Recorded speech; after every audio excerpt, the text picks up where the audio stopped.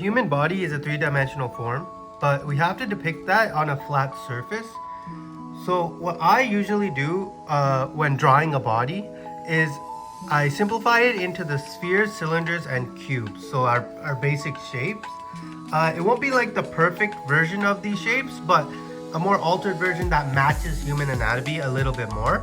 But by simplifying the body, it allows us to think in 3D space, and it makes sure that we have a little bit of volume and depth in the drawings itself. So one thing to do as like a beginner is to remember to draw through your shape. So this basically means to have a little bit of an X-ray type line going into your shapes to make sure that you have that structure and that volume and spacing in your drawing itself. So first, let's group the body in different parts. So the head and the neck will be an egg-like shape so it's basically a sphere and a small triangular-like shape at the bottom for the chin. So to simplify it, I just make it an egg shape, and it's sitting on a cylinder, which is the neck.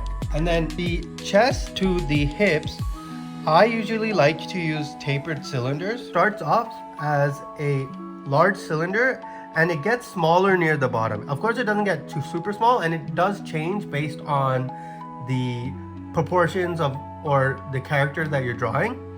But in general, it can start off big where the shoulders are, and it goes smaller towards the hip area. And then from the hips, it basically starts off at the same measurement as the bottom of your cylinder, and then it gets bigger and wider as you go closer to the legs.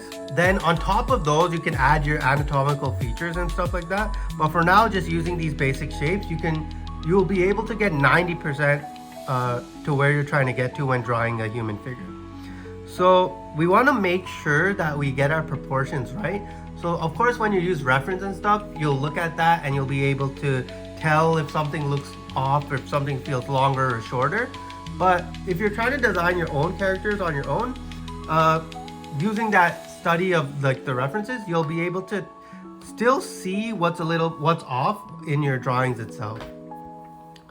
So for the next part of the body would be the arms and the legs, which are very similar, but for the arms specifically, it basically comes out of a sphere, which is our shoulder.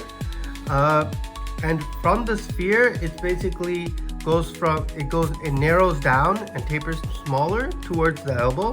And then from the elbow, it tapers back up a little, where basically all our muscles are. And then it tapers back down into the wrists and hands. And then the legs are basically come from holes at the side of your hips. And it starts off big and then it tapers small to the knees. And then they get big and taper small again to the ankle area. So for the hands and the feet, specifically the hands, I usually right now as a beginner, I use a rectangular prism, and I bend it. I bend it in half to basically indicate the fingers and the thumb. I basically add a little outcrop on the side to indicate that thumb area. And for the feet, I basically have like a wedge-like pizza kind of shape that works really well, and it has more of a curved front, which can indicate the toes. So to practice drawing figures and bodies and people in general, it's good to look at pause while watching a show or a movie or anime, or get a comic book or manga and try to draw the different people and break them down into the basic shapes. And this way you're practicing both drawing people in perspective and different poses that you might not think of when you're trying to draw without ref. So that's everything I basically wanted to talk about in this video on simplifying the human figure.